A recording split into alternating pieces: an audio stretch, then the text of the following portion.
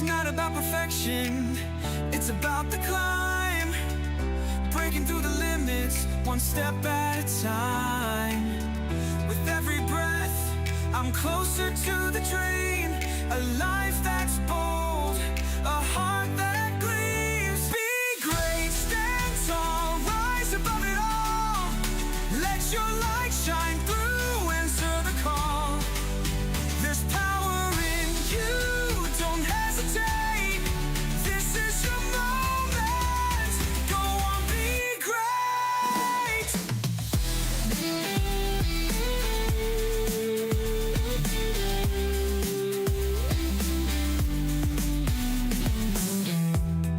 The mirror's reflection, it shows who I am. But it's just the beginning, not the end of the plan. Through trials and heartache, I've learned how to fight. To shape my tomorrow, I start with tonight. It's not about the shadows, it's about the flame. Fueling the courage to rewrite the game. Every step forward, I leave fear behind. Greatness is waiting, it's yours and it's mine. Be great, stand tall, rise above it all. Let your light shine through, answer the call. There's power in you, don't hesitate. This is your moment, go on, be great. Through the storms and the pain, I'm finding my way again. With purpose, with heart, I'll never fall apart.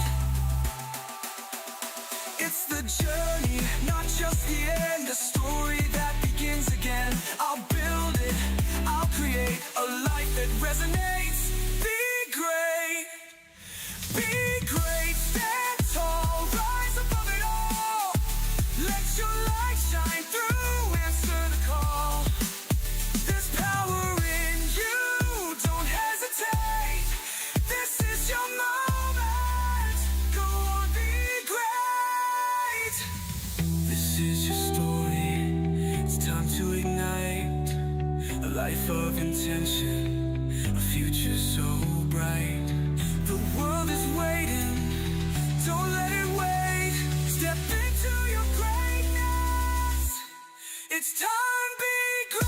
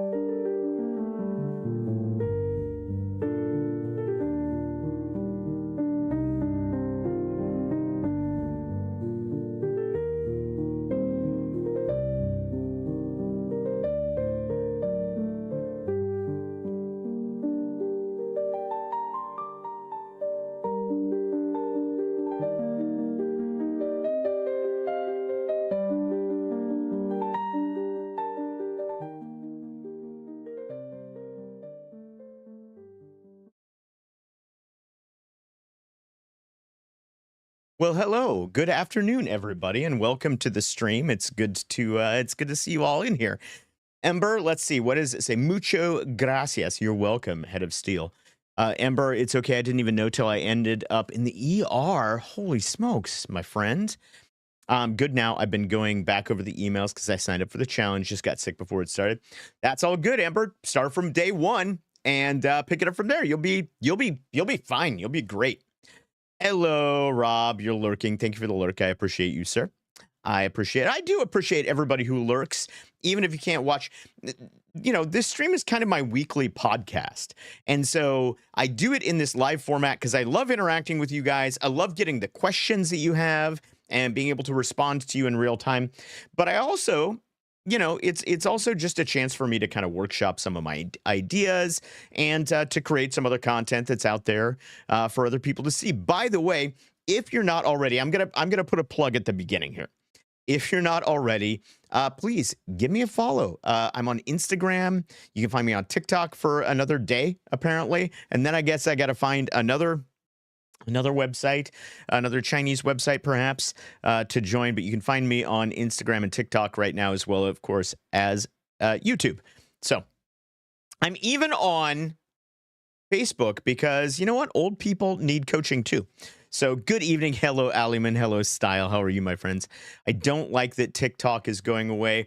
Kitty Cat, we've got 24 hours here. We'll see exactly what happens. Maybe it won't go away. Maybe it won't. I don't know. I have my own philosophies, my own theories about what's going to go on with that. So I think that there are a lot of power plays that are involved in.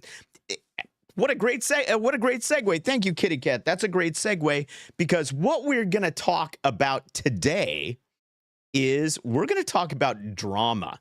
You guys want to talk about drama today? I do too. And hello. And by the way, welcome to those of you who are also in the YouTube chat. I don't get as many people in YouTube. Go follow me. youtube.com/@AndrewBurkham. You can find it in the social links there. Conspiracy dramas, all kinds of dramas. So let me just set the stage for what kind of brought this up this week. What made me think, Andrew, you know what you need to address this week? You need to address drama. Let me ask you this question. Have you ever been in the workplace? Let's start with the workplace. We're going to bring this down to the personal in a second. But have you ever been in the workplace and you could just tell that there were two sides? There were two sides. There was one person's side and there was the other person's side. And you were either this person's group over here or you were this person's group over here. And then in the personal world, you can take that down maybe to your family. Maybe you've had that experience where it was like, hey, if Uncle Jimmy shows up, anybody who's hanging out with Uncle Jimmy, they're not going to be welcome in the rest of the family. Or maybe it's Grandma Sue, right? Is the other side. So it's always a question of who is this group and who is this group? Do you guys experience that? A lot of grouping, a lot of what I don't call it. It's a real word, but a lot of factionalizing, right? That darn Uncle Jimmy. Gosh dang it, Uncle Jimmy. So true though. In the workplace, yes, absolutely. Well, I'm glad you don't experience it as much in the personal life, Aliman. A lot of people do, though. A lot of times we do this. I'll tell you a couple of stories. One is going to be from the professional world. And what sparked this last week was one of the companies that I work with. And you guys know that if you're watching this for the first time, perhaps you do not know, in addition to this, what I do during the daytime is I consult with companies, primarily in the nonprofit sector. So I like to work with companies who have a mission and a goal to make the world a better place. And so I'm working with one particular company, and this company has a department, and this department has a leader that has very strong opinions on things, as leaders do. That's a normal thing, right? That's not unusual. But this person also is a real black and white kind of person. And then this person was paired with another leader who was maybe a little bit more maybe a little bit more people oriented, a little bit more interested in building the human side of team over the structural side of the department. And so what happened is these two people from day one, they butted heads. They butted heads. And the executive leadership of this company, unfortunately, didn't realize how bad the situation was. And as a result, what happened was factions formed within the staff, because you had this leader, right, the manager, and then you had this assistant manager. And what happened was there was one half of the staff that was more in tune with the kind of more people oriented side of things, and there was one side that was more in tune with the very missional, very, hey, we're here to do this specific job. And as a result, there was a split. And the split became so bad that the two personalities couldn't get along. And the two personalities at the top, when they couldn't get along, what ended up happening is that assistant manager actually exited out of the program and moved elsewhere. And as a result, now all of the people were left with the leader who had the one specific style. But the factions remained, right? There were people who were still loyal to the leader who had left, but then there were people who were loyal to the leader that was there, and there was this big split. And so all of this infighting developed in this group. It was all about factions. Compartmentalizing groups, exactly. Style. That's exactly what I'm talking about, is this compartmentalization. Now, let me twist this out and take it out of, as you all know, we've got a big, speaking of factions, speaking of compartmentalizing, on Monday, which is January 20th, here in the United States where I live, it is Inauguration Day. Now, whoever you are out there right now, if you're watching this, you have a view on the incoming president. You have a view. Now, listen, it's not for me to tell you what that view is. And even what my view is isn't of any great importance right now. But you have a view on the incoming president. So you're either really, really excited for Monday and the inauguration day, or you're really, really dreading Monday. There's really not a whole lot in the middle here. And it made me think back to, hey, Micah, how's it going? Welcome in. It made me think back to, this was maybe a year ago, maybe even a little bit longer than that. But I'm driving down the road with my wife. We're driving down the road towards our house. We're on the freeway here in California. And I look over to the side of the road, and there's this vacant lot, right? But it's this vacant lot, and it's in an area, there's nice buildings all around it. And, everything looks really, really nice. But it's just this vacant lot. And so, there's a sign on the lot, and I'm assuming that it's saying that the lot's for sale or for lease or for whatever else. But as I look up at this sign, as we're driving down the road, what this sign actually says is, it just says in big letters, two words: vote Republican. Vote Republican. That's all it says. And let me tell you, this sign was nice. It was a nice sign. It was not like, they had not spray painted this by themselves. Someone had paid a lot of money for this sign. And it was nicer than the billboards that were in the area. This big sign that said vote Republican. And it made me think to myself, I thought, mind you, there's no website. There's no phone number. There's no instructions on what you're supposed to do. All the sign was telling people was to vote Republican. And so I thought to myself, I'm always asking what's behind this, right? What was the thought process that went into this? And I was thinking, is there somebody out there, whoever owns this lot, one of a couple of things, right? Maybe this is just, a way for them to say, hey, you know what? I'm the kind of person that votes Republican. And if you're the kind of person that votes Republican, then you should lease this space. Except there was also no leasing information about the space. And I couldn't conceive that this would be possible, but is there somebody out there who believes that just by putting up a sign that says vote Republican, that there's someone that's right on the fence, just enough on the fence, that if they just see the one sign, then they're going to change. They're like, oh, no, you know what? I'm not voting Democrat anymore. Now I'm voting Republican. Is there somebody out there who believes that? And I couldn't believe that was the case. And so what occurred to me was that it was probably kind of like bumper stickers. You guys see bumper stickers on cars? One of my favorite things, I think there's a, gosh, I think there's a Reddit or maybe it's a Facebook page, but it's called That's Not a Car, It's a Vanifesto. And it's just pictures of these cars that have like, yeah, like there's a lot of stuff on the back of them, right? Maybe it's a lot of these cars that have stuff painted on the back, or they have stickers, about the end of the world that's coming, or whatever else it is, and a lot of bumper stickers. And I think about bumper stickers, and bumper stickers make me ask the same question a lot of times. Like, do you really think that that bumper sticker on your car is going to get people to do whatever, love Jesus, or vote for your candidate, or whatever else, right? And I don't think that could be the case. I don't think that could be the case. I think what it is it's a signifier. It's a sign that says, I'm this type of person. And now I don't have to go through the trouble of explaining to you what type of person I am. And if you see this and you respond positively to it, then you and I are the same type of person. And if you see this and you respond negatively to it, then you and I are different types of people. And that's the way that factions get set up. So today I wanted to talk a little bit about that. I want to talk a little bit about bumper sticker activism. I want to talk a little bit about silos in politics. There's a great book that I've been rereading.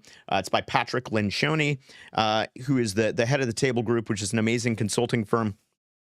This book is called Silos, Politics, and Turf Wars, and I've been rereading that as I've been dealing with this situation with this company that I'm working with, and it's made me think of a lot of this stuff. But today, I have a cute bumper sticker. People compliment.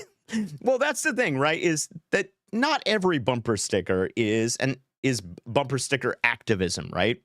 I've had a lot of bumper stickers on my cars over the years,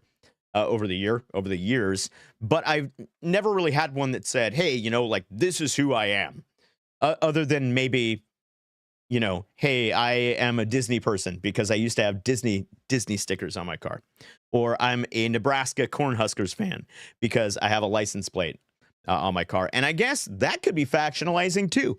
If I drove my car into Iowa, I imagine that I would have some conversations around that, or that people would make some judgments about me.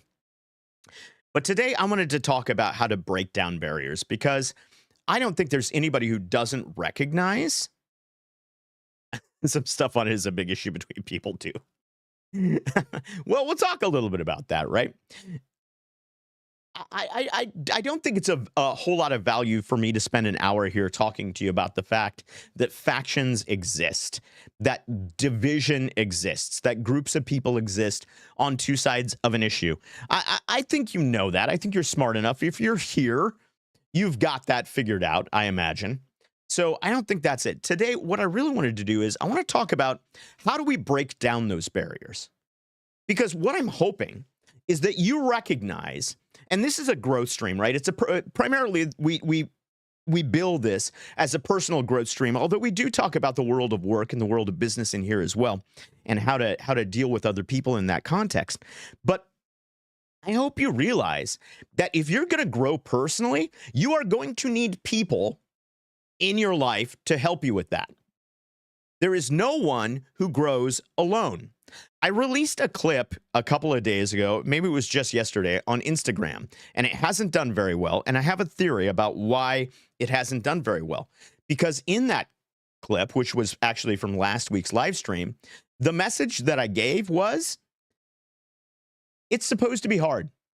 If you think you're going to grow and you think you're going to be safe, if you think you're going to have emotional safety in growth, you are wrong. You've got another thing coming to you, because it's supposed to be hard, because growth is all about building muscles emotionally, physically, sometimes mentally, absolutely, spiritually. I would say to a certain degree, growth is hard, and it's supposed to be hard.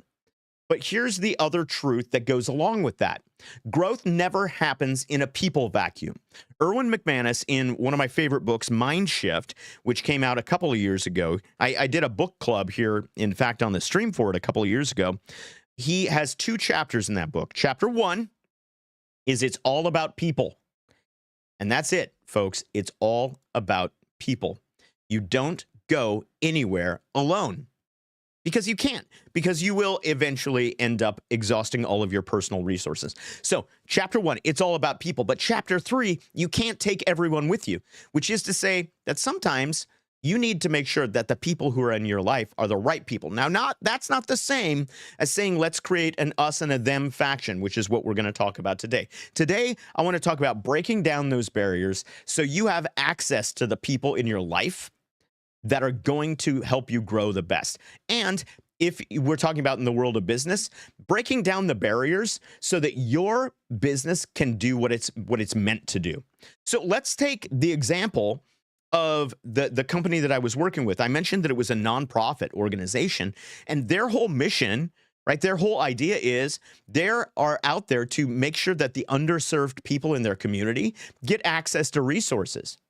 But if they're fighting against themselves inside that program, how efficient do you think they're going to be at that? And so many times we become blinded to the fact that the friction that we cause by worrying so much about what other people are doing, how they're doing it, how they feel about us, how we feel about them. We worry so much about those things that we cause friction that slows us down and stops us from reaching the places that we're supposed to reach. Just pause on that for a moment. If you're really holding a grudge for somebody right now, so much so that you can't stop thinking about it, has this ever happened to you? It's happened to me. 100%. Mea culpa, right? I'll admit to it. There are people that for years and years and years and years occupied space in my mind on a consistent basis. As a result, that caused drag. Those were those years. I talk about the kind of dark years, and it's not really fair to talk about them that way because a lot of good stuff came out of it. But there were a lot of dark years. There's about 20 dark years where I was working in areas that were not areas that were really leading into where I was supposed to go in my life, to what I'm designed to do, to what I do best. As a result, a lot got on my shoulders, and I fell into a lot of dark places, a lot of depression. I felt a lot of ways about myself because of that. And a big part of that, or at least a portion of it, I'm not going to say a big part of it, but a part of that was there were some things I hadn't let go. One of those things was I had some us's, I had some thems. And sometimes it's about getting us and them together. And that's what we're going to talk about today. Sometimes it's just letting go of them and just not letting them occupy space in your mind, right? Or in your life. It's all about people. But sometimes you have to make sure they're the right people. Thank you, Erwin McManus, for that again. So today, the challenge is to have you reflect on divisions in your own life. And I want you to determine, here's what I want you to be able to determine. By the end of today's episode, I want you to be able to determine whether you need to let those people go, let those division people go, just let them go, or whether you need to break down the boundaries, because those people may have things that will help you solve problems that you don't even know you have. See, that's the value of perspective. I'm going to stray into dangerous territory for a moment here, and I don't want to be heard saying anything that I'm not saying here, which I probably will be, but that's okay. So it won't be the first time. One of the problems with putting corporate focuses on things like diversity, right? And making diversity in the corporate world, making it into an initiative instead of a value. Because let me tell you, I work with a lot of companies, and every company that I work with has got diversity as an initiative. It's a thing that we've got to do. Oh, we've got to have diversity because people expect us to have diversity. And maybe in some cases because it's the right thing to do. But I'll tell you, very few of those companies see diversity as a value. And why don't they see diversity as a value? They don't see diversity as a value because they don't understand that the actual value of diversity is not representation. This is where I get canceled right here. The actual value of diversity is not representation.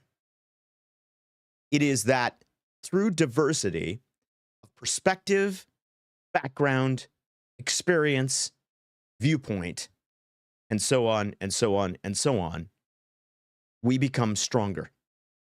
We learn to solve the problems that humanity has that need to be solved. We only get there through diversity. We only get there by having multiple perspectives. We only get there by having people look at different sides of the equation. So diversity, if corporations are smart, they need to take it off of their initiatives. They need to stop throwing it up on a bulletin board and saying, hey, now everybody can like us because this is what we're about. And they need to start actually creating systems to ensure that diverse perspectives are sought, are evaluated, are valued, and in some cases are thrown out if they're not actually accomplishing the mission, but that they are integrated into the life of the corporation, of the company. And this is the problem. We have the same problem as individuals. Sometimes we get so worked up about, again, hey, Ghost, how's it going? It's good to see you. Sometimes we get so worked up about the kinds of friends that we have. I see this in some of my younger, some of the younger people's lives, especially, is that we have a great societal value on differences, and that's great because again, diversity of perspective. But the issue is when we carry that to its ultimate form, which is labeling. And we only identify people by our labels. Oh, that's my friend. He is a fill in the blank, right? He's associated with fill in the blank, right? Whatever the label is, when we only carry that to labels and we lose the sense of the humanity behind the label, what happens is, as a society, we begin to label ourselves. And when we begin to label ourselves, we flatten everything out and everything becomes a bumper sticker or a vote Republican sign. And that is the beginning of factionalism. So my goal today is for you to reflect on divisions in your own life and to see how we can break down some of those barriers. So some of the things that cause factionalism, we've already talked about this. Some of it is conflicting goals, right? Some of it's conflicting goals. If you go back to the workplace example that I was using, though one person really thought that they were building a team from the bottom up, from a really human-centered form of team building, and the other person was building from the top down, from a structures, right, and compliance standpoint. They were building from the top down. Neither of those is necessarily a wrong approach, by the way. It largely depends kind of on the team that you have, but because they were building from two different angles, and because they were not communicating in the middle, what happened is they didn't have diversity of perspective. They had factions. They had silos. Right? They had conflicting goals. One of the people that I worked with who was a supervisor, he just left one of these companies. And as he was going out, I said, you and I have worked together now for several years. And, is there anything as you're going out that you want to tell me? And the thing that he said to me was, he said, yeah, I want to let you know that you've challenged me in a lot of ways, and one of those ways is that as I go, I'm going to really continue to think about communication. He said, because I've been working with you all of these years, and I could never really put together why communication was so important to you. He said, yeah, I know it's important to be clear with people, and I get a lot of the things, right? Leadership, team building, mission, values. I got all of that, but why communication was such a big deal? And he said, I'm starting to see that, and so I'm going to continue to study that, even though we're no longer working together. And this right here is why, because if these two people who are working from opposite sides of the scale, if they had had a system or a mechanism or even something enforced by the executive leadership of this company that created a moment of communication and a moment of honest conflict, right? Because conflict is positive when it's honest, when it's valued, when it's vulnerable. If they had had that moment, then things might have gone differently, right? Let me catch up. Ghost just dropping in to say hi. I'm trying to learn about business when it comes to running a venue in a restaurant. Well, Ghost, I know that we're in an ad break right now. I'm sorry that you're probably not hearing this in real time. But hey, listen, I'm all about talking about business. So any questions that you have, anything that I can help with, please, by all means, let me know. So one of the reasons we have factions is we have conflicting goals. Sometimes we have cultural divides. This thing is a little bit of that too, right? We have one group of people who is, I'm going to say younger, and I don't mean that disparagingly. One of the other problems that we have is that a lot of times we want to categorize people by generations. And it's interesting, the generational science that you have heard is not as accurate as you think it is. There's a brilliant book, and I cannot remember the name of the author right now. I think his last name is Duffy, but it's all about the power of perspective. And one of the things that this researcher talks about is the fact that the stereotypes that we create around generations don't really play out in the way that they behave. Right. So the way that we believe. So when I'm saying younger, I'm not just saying, oh, they were Gen whatever. Right. And this person was Gen whatever. And because of that, there was a cultural divide. No, it's not. It wasn't about that. It's about coming from different cultural standpoints. The younger group, again, was the more kind of human centered group. The group that really wanted to figure out the whys behind things, and the other group was the group that just wanted to get right down to the work, right? So there's a cultural divide there. Sometimes it's power struggles. Sometimes it's just that one person is really insecure about their leadership, and so when another person comes in with a diverse perspective, that insecurity becomes defensiveness. And so if you ever find yourself in a power struggle, check yourself. Ask yourself if you're the one who's feeling insecure or if the other person is feeling insecure, and really dig into that, because you may find that it's you. I know that I have found that sometimes when I'm up against somebody and I'm absolutely sure I'm right and I'm sticking to my guns. Sometimes I step back and I look at myself and I say, you know what, Andrew, you're being super defensive here. You must not be sure of your position. If you ever find yourself being defensive, if you ever find, here I get canceled again. If you ever find yourself being offended a lot, check your insecurities, because a lot of times you'll find that if you're secure, if you're really firm in your beliefs and you can really stand on them, it's going to be hard for people to offend you because you know what's right, right? Even though you should always be open to the idea that you're wrong. I certainly am, right? I don't pretend, well, I do pretend, but I don't claim to know everything. And I'm always willing to let go of things. Simon Sinek, I was listening to him. He was on a podcast with Craig Groeschel this morning that I was listening to. And Simon Sinek said, he said, I have firm beliefs, loosely held. Which is to say, I believe 100% in things, but when somebody shows me an area where I might be wrong, I'm willing to go, oh, that's a really good point. So firm beliefs, loosely held. I highly recommend that. But here's the key insight. So if you want to take something away from today, I think here's the key insight. And I'm borrowing a little bit from Pat Lencioni here. If you want to know why factions or silos exist, it is for one reason and one reason only. Well, two reasons. Reason number one, unclear priorities. So that means that if there are factions, it is almost inevitably because the group does not understand what the actual priority is. And the second reason is, like it, a lack of shared purpose.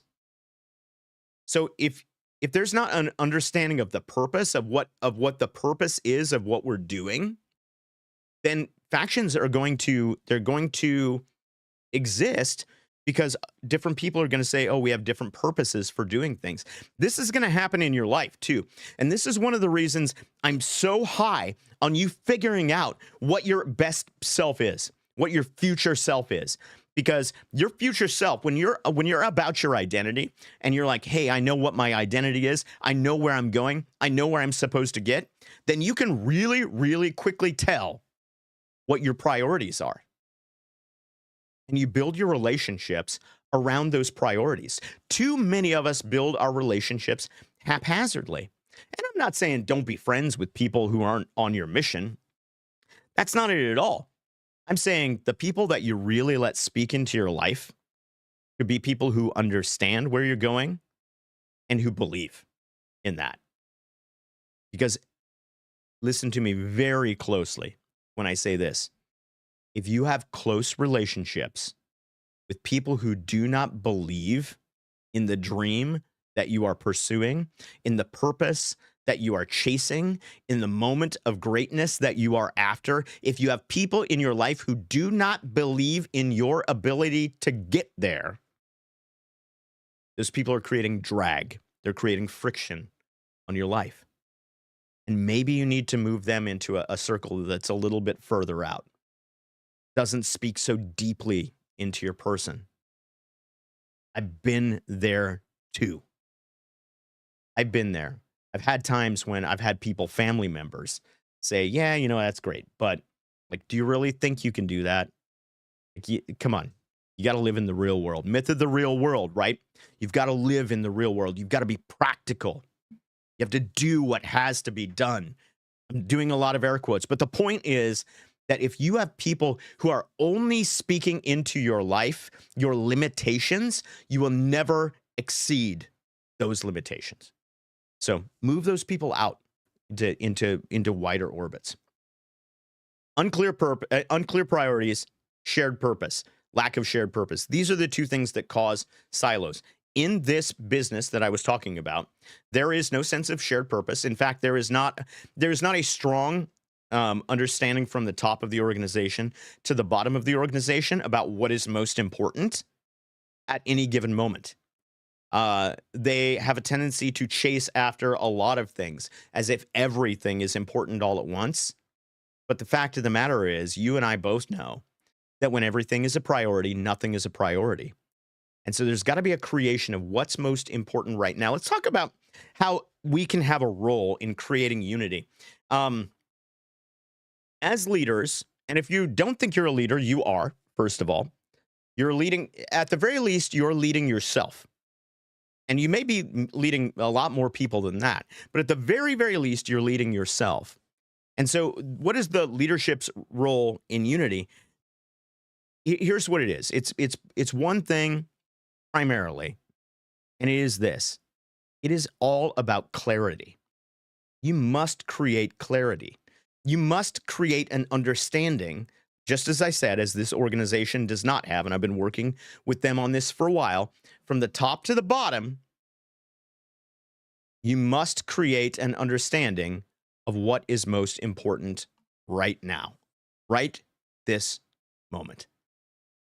And with that, I'm going to take a brief break. I'll be right back. I just got a text that I need to urgently respond to. I'll be right back. Don't go away, guys. I've got some good stuff for you. Talk amongst yourselves.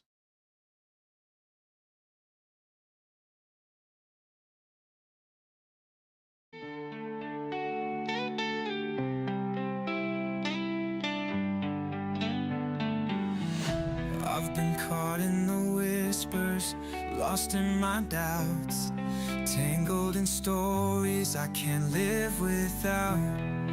But there's a fire, it's burning inside, calling me forward, I can't run and hide. It's not about perfection, it's about the climb, breaking through the limits, one step at a time.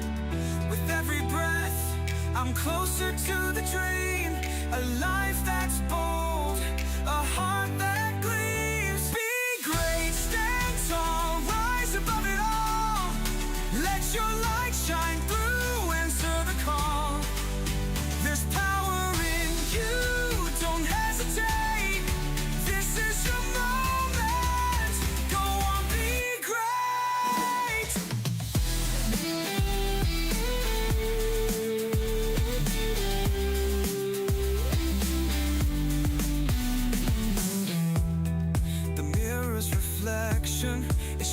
who I am, but it's just the beginning, not the end of the plan. Through trials and heartache, I've learned how to fight to shape my tomorrow. I start with tonight. It's not about the shadows, it's about the flame, fueling the courage to rewrite the game. Every step forward, I leave fear behind. Greatness is waiting, it's yours and it's mine. Be great, stand tall, rise above it all. Let your light shine through, answer the call.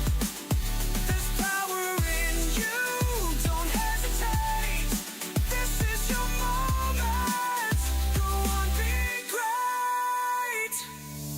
Through the storms and the pain, I'm finding my way again. You ever have one of those moments where you're like, you're going great guns, everything is going great for you, and then something just throws a curveball in your way?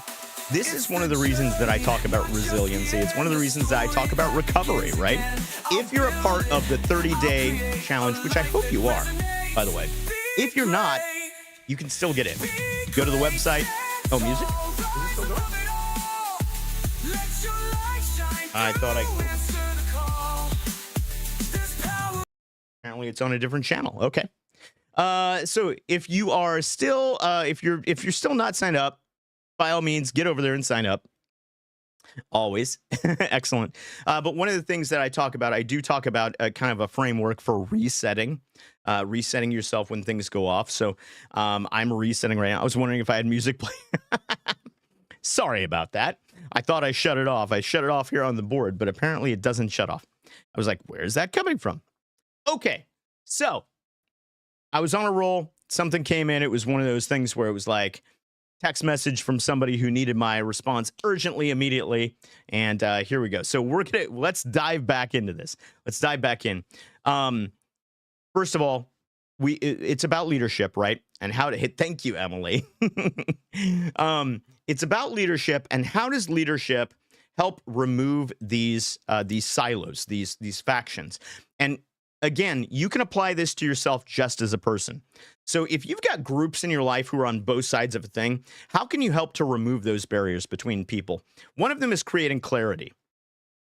And the way that I really like to create clarity is with one question, one simple question. I'm stealing this from Pat again. But the question is this, and you can ask this. Listen, if you're not working like in the traditional, workspace right now, if you're, I know that a couple of you are like your job is to be CEO of the household, and that is an important job, and that's a leadership position as much as any other that I'm talking about. So whether you're the CEO of a multi-billion-dollar corporation or you're the CEO of your household, this is the one question that you can ask that will help you to unify your team, whether it's your family or your executive staff or anybody else. And it's this: what is most important right now? So let's pick that sentence apart, right? First of all, what? It's got to be something specific. What is most important, not what is important. Oh, we got to pay the bills. Yes, it's important, but is it most important? Well, yeah, but if we don't pay the bills and we don't get to, yes, but is it most important? Is it the most important thing? Or is it something that just has to be done? See, we get twisted around the idea that things that have to get done are the most important things, but they're not.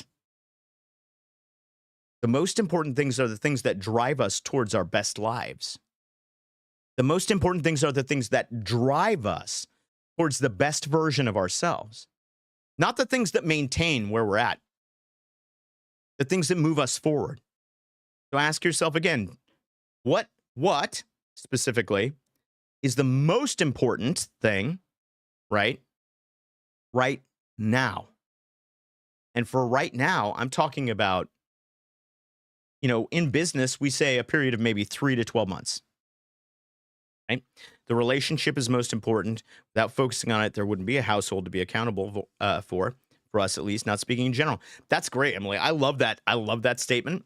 That's amazing. I think that if we say, okay, if we're a husband and wife and we say, okay, the relationship is the most important thing, then everything that we do, right, has to serve that most important thing in some way.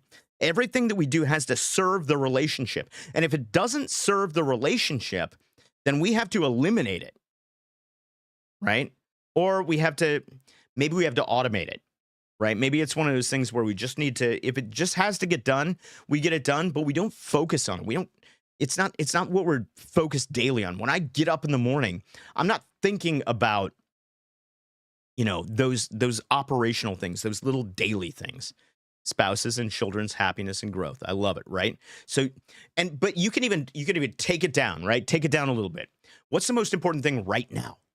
Right now, 6 to 12 months. What's the most important thing? So maybe it's right. Maybe it is one of the members in the family is in need of, meeting their next milestone of some kind, right? So maybe we're all going to focus on that. That's going to be the most important thing right now, because that's going to serve the ultimate most important thing, which is the relationship, right? Their growth. Or maybe it is a person's academic performance. That's what's most important right now. So we're going to expend our resources on the things that are most important, because the problem is, and the business that I'm talking about gets into trouble with this sometimes, that they put all of their resources out and they have someone who's doing this and this and this and this and this and this and is involved with 6 different things, and they're not doing any of them well. I know, because at some points I've been one of those people, right? I've been the one who had to answer the phones and come up with a comprehensive plan for consulting and call someone who was disgruntled and needed some counseling in their employment position, and come up with development plans, people, and make sure that the new platforms got rolled out, and make sure that people were onboarded in a timely manner. I've been one of those people. And guess what? When I was one of those people who was doing all the ands, I wasn't doing any of them well. The question is, what's most important right now? Because if I could do the thing that's most important right now really well, and all of those other things okay, then you know what? Then the most important thing gets done. So the question I want you to ask yourself is, for you, for your family, for your business, for whatever your unit is, what's most important right now? 6 to 12 months. Pick something out. And then collaborate with people on that. Get together. We like to have family meetings. I know it sounds cheesy. I know it sounds dumb. We like to have family meetings. At least my wife and I like to have family meetings. I don't think our kids like it as much, but they'll figure it out. And we like to sit down and we like to do this exercise. Hey, what's most important right now? What do we want to rally behind? What's the rallying cry for this season of our life? And that becomes our thematic goal, right? And we collaborate on, okay, great. Now, if we can agree on what's most important right now, then let's agree on the 5 or 6 things that have to serve that. From an activity standpoint, let's put all of our effort into those 5 or 6 things and see if this business unit that I'm talking about had done that from the beginning, then it would have been a real clear line. Oh, wait. Oh, you want to develop people? You really want to spend time developing people? Is that in service of what's most important right now? It is? Okay, great. I don't like the way you're doing it. Let's talk about the way you're doing it instead of whether or not you're doing it, right? Oh, this set of really stringent requirements, is that in service of what's most important right now? Well, maybe it's not. Maybe that's an operational objective. Maybe those are things we just need to drill until we've got them. But what we really need to focus on is, do people know what they're supposed to be doing? Right? Pat in this book says, if there's a place where the blame for silos and politics begins, it is at the top of an organization. So if there's factionalization in your life, if there is an us and a them in your life, then you need to look to leadership. And if we're talking about your personal life, the leadership is you. So the person you need to be looking at, if there are great divides in your life, is you. That's where it starts. It's me. Am I the one who's creating the labels? Am I the one who's intensifying the tension? And don't get me wrong, again, sometimes there are reasons to have people on different sides of the fence, but not as often, I think, as our culture wants us to. Because our culture, our internet culture, wants us to really define who's us and who's them. It wants us to really be able to boil it down to a label. I'm going to go back to that well again and again and again. It wants us really to be able to boil it down to a label. If we can't, if I have friends that are a little bit different politically than I am, or better yet, here's one. I listen pretty intently to some people who I really, really, really respect. I really, really honor them. I think they're hugely intelligent. I think that they are people who, if I allow them to speak into my life, I'm going to get better every day. I will tell you that politically, I agree with them approximately 0%. We are almost, not quite, but we're on very different ends of the political spectrum. But if I let that remove them from the circle of people who speak into my life, then I become less effective, right? So that's a tough one. I'm not expecting you to get there today, right? But maybe can you take a step towards it? Can you take a step towards being a little bit less reactionary to things? And I'm talking to myself here too, guys. I know I'm saying you. I'm speaking in the second person because I want you to know that I believe that this is one of the most important things you can do for your personal growth. We're so quick to throw people away. We're so quick to light people on fire when they step on that landmine. You have that minefield that's all around you. We do this when we're protecting ourselves. We put this minefield of topics and of beliefs and of ideas around ourselves. And when somebody steps on one of those landmines, they blow up and they're gone, right? They're dead to us. They're gone. That person's on fire now. But maybe we need to start dismantling some of those mines. Maybe that's what it is today. It all takes time and a lot of self-reflection as well. Reflection is everything. Nothing that we're talking about today happens in a vacuum of reflection. So if you haven't built a good discipline around reflection, let me just recommend something to you guys. At the end of the day, take 5 minutes. I am not asking you for an hour of your day. I'm not asking you for, to get a journal and to write things, but just take 5 minutes of your day and think back on the day and ask yourself one question, just one question. What did I get done today? Because if you can't tell yourself at the end of the day what you got done, then you probably didn't go into your day knowing what was most important. And as a result, you probably didn't work towards the best version of yourself. So just take 5 minutes at the end of the day. Reflect. What did I get done today? I wrote up on my board yesterday. Yesterday's win. Here's the win. Managed to have all my scheduled meetings and still get one piece of content posted. I posted exactly one reel yesterday. It was to Instagram. It was that one that nobody liked because I said it was hard. And nobody liked it. But I got it up. And I had a ton of meetings yesterday. I had to drive an hour to a meeting that was an hour and then drive back. So 3 hours of my day was just taken up by one meeting. I had a ton of meetings, but I managed to get that one piece of content posted. We were going to pick up dinner and I was in the car, putting the stickers on my reel as we went. Like that's what it was. But at the end of the day, got it done. So when I went into my reflection at the end of the day, I said, what did I get done? I got one piece of content posted. So reflection, build reflection. Let's see. Emily says, so not to be the other side, which again, being the other side is how we get to understanding. Nothing wrong with that. But how do you know? Because you brought up before about cutting people that are holding you from your moment of greatness. How do you have reflection for forgiveness and etc. But know when to cut someone out holding you back? Great question, Emily. Great question. So the answer to that question is, if you know, excuse me, whoa. If you know your purpose, if you know what you're really working towards, that question's going to answer itself, right?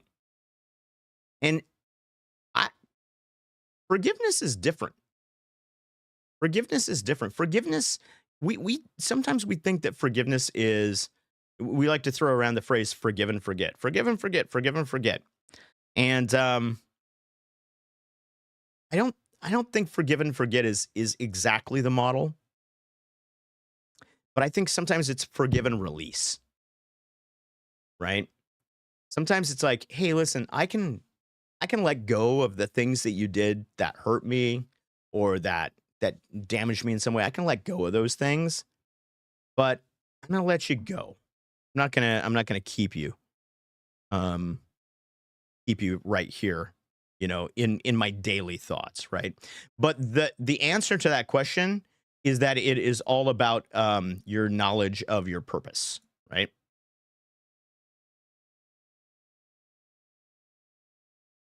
So how do you have reflection forgiveness, but know when to cut someone out holding you back? Yeah. Yeah. I mean, I mean, I'm sticking with my answer. If you know what your purpose is, right? So my purpose is to introduce people to the best version of themselves, you know? And my goal, what do I want to do in my life?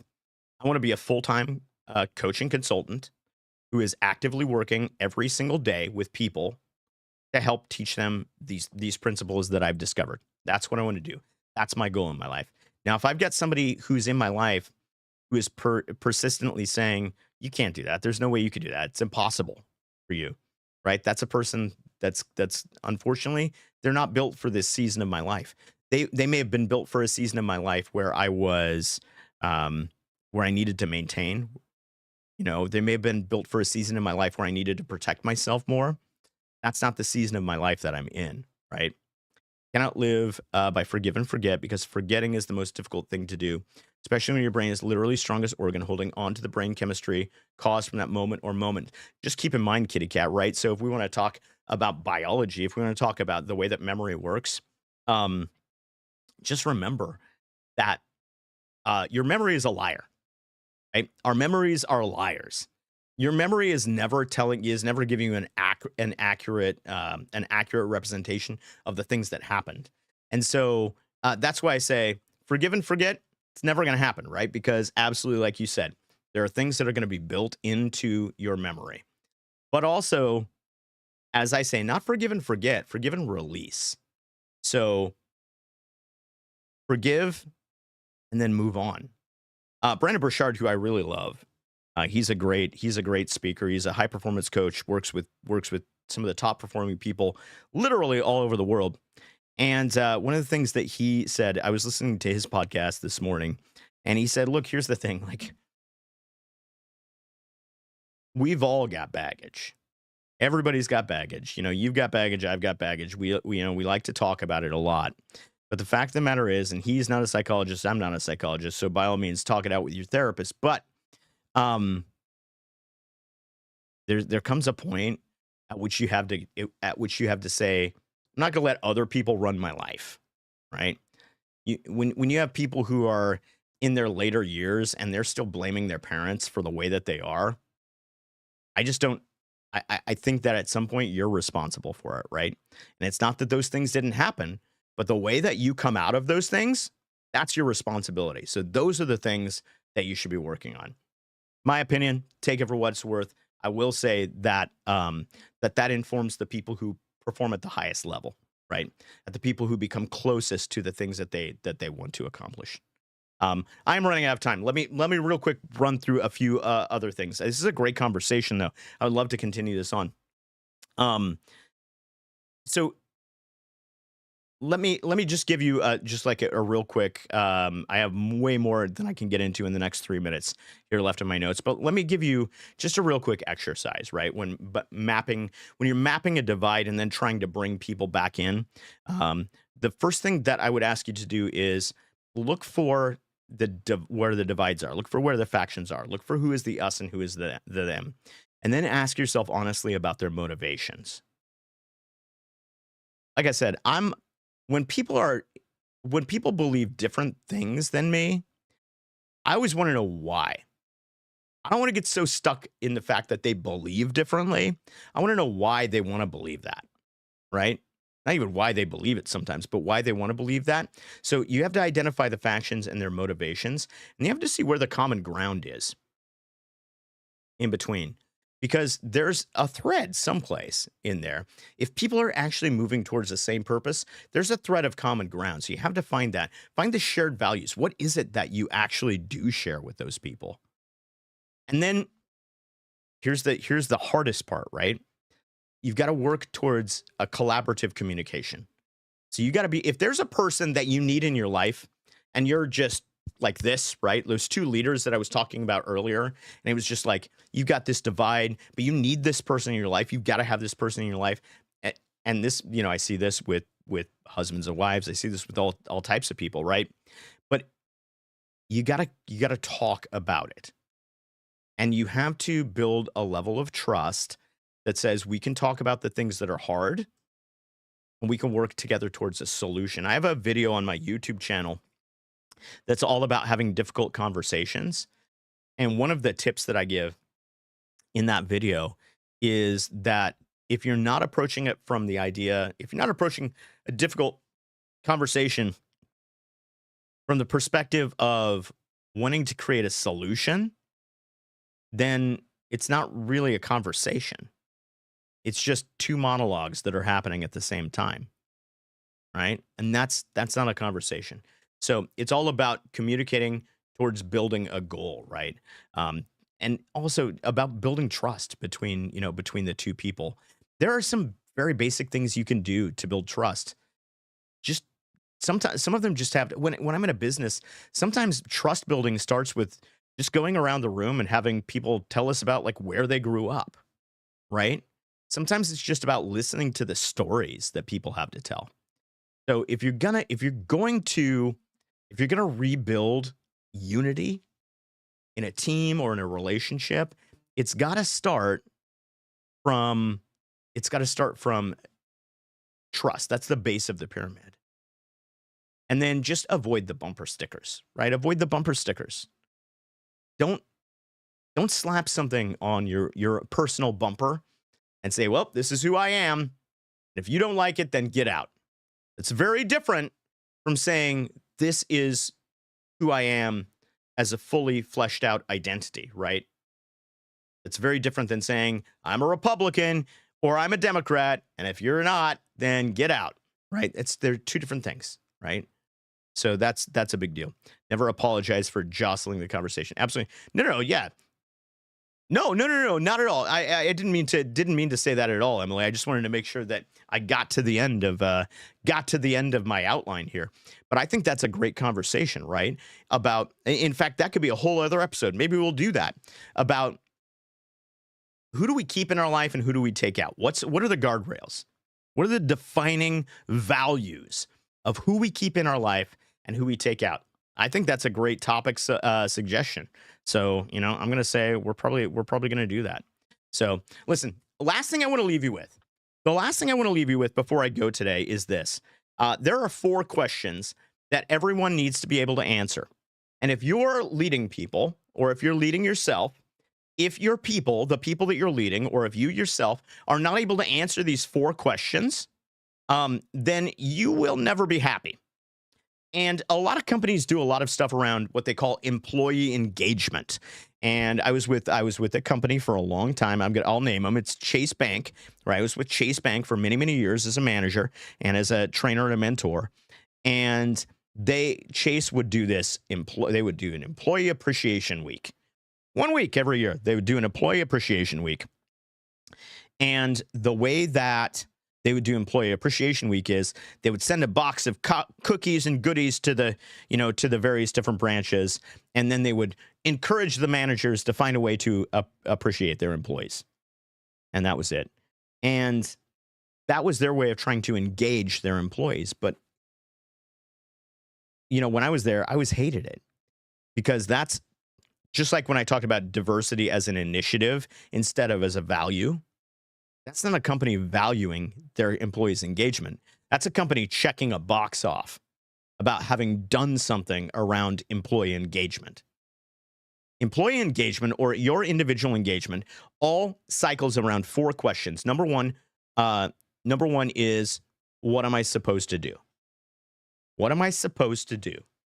Right? For you, that's finding your purpose. What are you supposed to do? It's finding your purpose. It's finding, like we talked about, what's most important right now. What am I supposed to do? For two, why does it matter? If we're talking organizationally, it's got to be connected to something that's important. Can we add that to next stream? How to deal with someone who isn't a part of your life but are for others? How to navigate that relationship or lack thereof? It's a great one, Emily. I may not even be qualified to talk to that, but I have ideas, so I'll certainly give you some things. I have an employee engagement survey and then only publishing the positive answers. Yep, I see that all the time, Ali, man. That's exactly right. Right? That's not engagement. Engagement is 4 questions. What am I supposed to do? Why does it matter? Because nobody likes to do work that doesn't matter.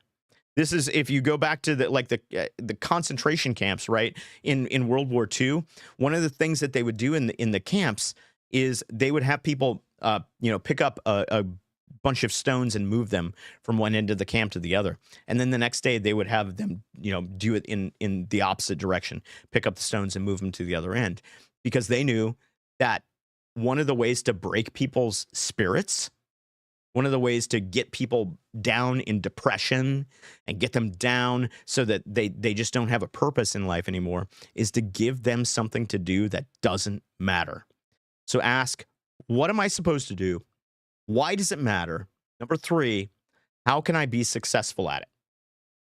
So not just what am I supposed to do, but how can I win at that? How can I be good at that? How can I do it well? You should be asking yourself this question every day. And here's where you get to be a consumer. Normally, I tell you to be a creator. Here's where you get to be a consumer. And this is breaking out of the myth of the real world. The real world, the myth of the real world says the only things that can affect me and my circumstances are the things that I can see or lay my hands on. And I grew up this way, my friends. This is why it's so important to me. Because when I was growing up in little rural towns in Kansas and Nebraska, the real world was, you're going to grow up and you're going to do this, or you're going to do this, or this is going to be the thing.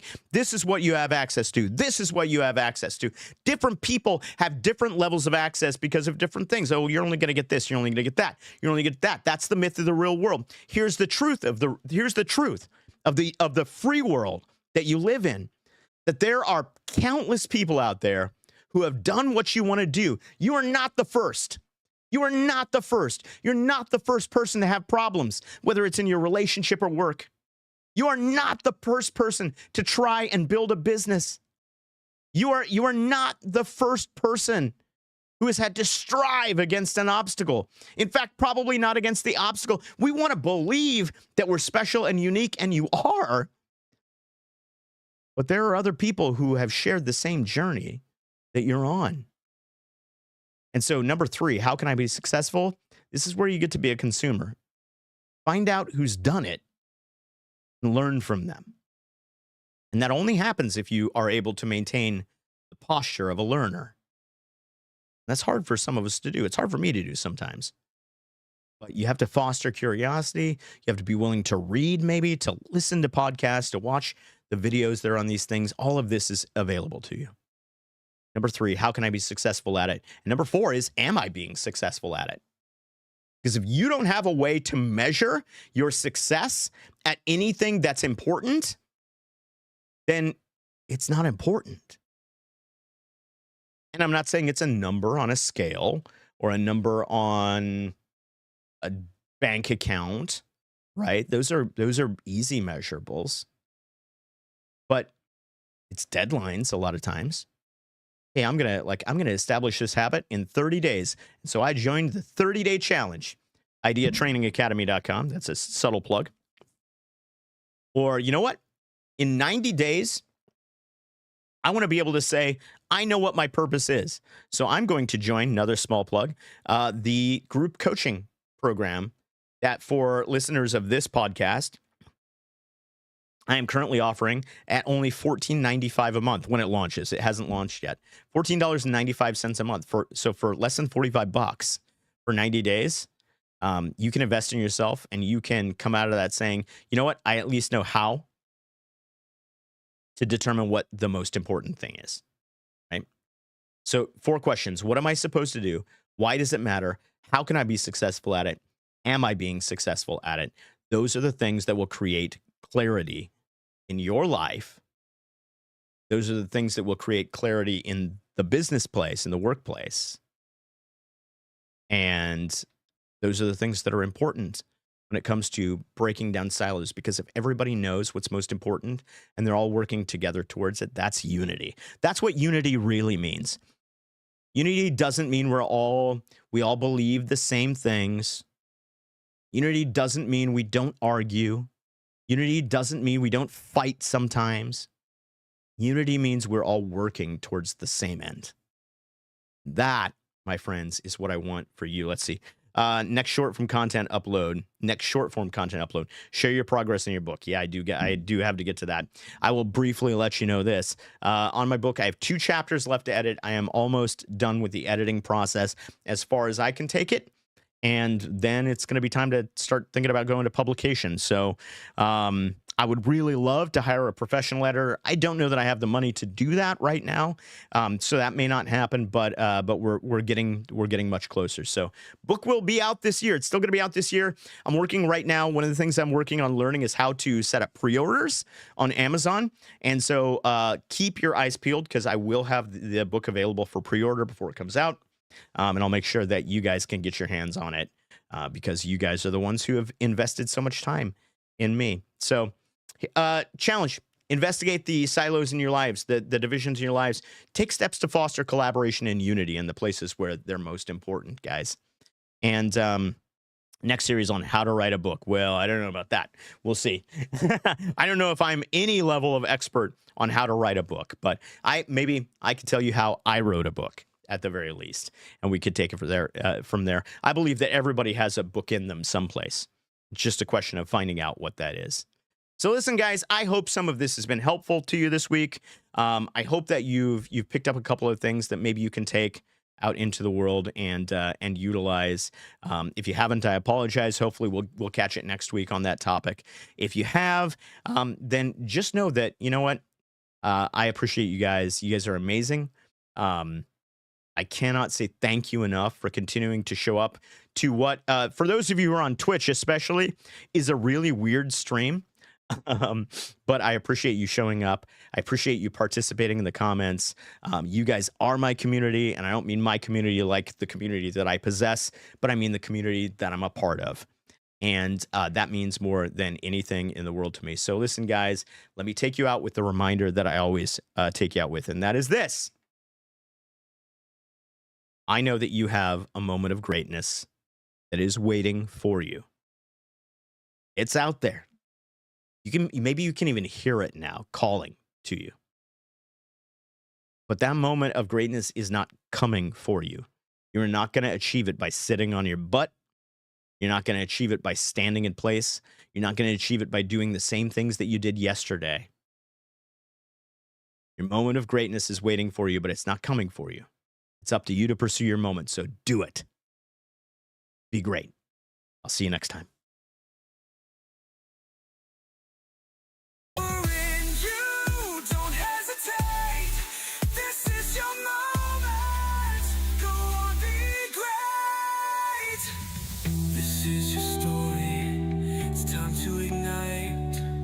Life of intention, a future so bright. The world is waiting. Don't let